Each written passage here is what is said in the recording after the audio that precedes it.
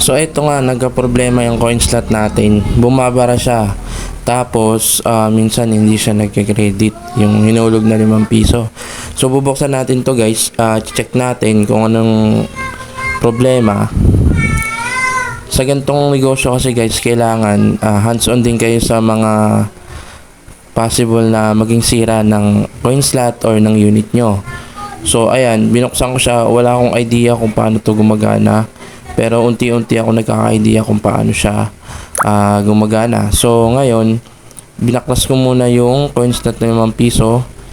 Tapos titignan ko kung paano siya nagkaka-problema. So ayan, ayun yung connection niya.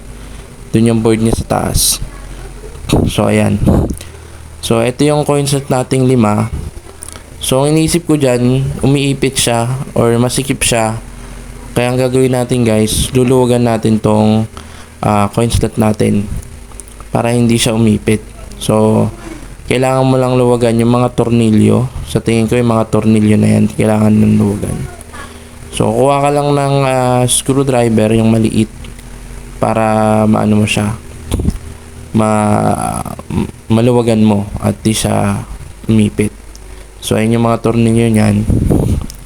Yung gold na yun guys, yun yung stopper para hindi masyadong mabilis yung pagbaba ng 5. Tingin ko yun eh. Pero di pa talaga ako familiar. So kasi yung sensor niya yung sa itim sa dulo. So yan. Tinetesting ko na siya. Naluwagan ko ng that part. Yan. So tinetesting ko na kung babara pa ba. So hindi na siya bumabara. Yan, tuloy-tuloy na siya. Una kasi umiipit siya guys is either sa gitna or dun sa taas. So yan, okay na siya. Masikip lang pala. Yan. Kailangan na hands-on kayo dyan dahil kukuha pa kayo ng gagawa. Ayun lang pala yung gagawin, magbabayad pa kayo.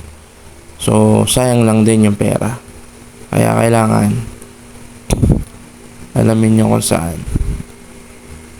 So yan. Yung sensor. Yung gold, alam ko stopper yan eh.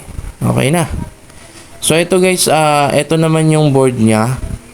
So kung gusto nyong palitan yung timer, yun yung 5 or 4 minutes. So ayun yung kulay red, i-up nyo lang. Meron kasing code dyan kung ilang minuto kada isang number. So i-code nyo lang siya para maano nyo yung designated na gusto nyong minuto. Sa 5 piso or sa piso. So, set up nyo lang yan doon sa kulay red. Okay? Dual siya. So, yung isa nandun, tapos yung isa ito naman sa kabila. Yan. So, dalawa mo silang gagalawin. Pag dual, masikip talaga siya, guys. Kaya, konting tiyaga lang. Yun lang, guys. Salamat. Goodbye.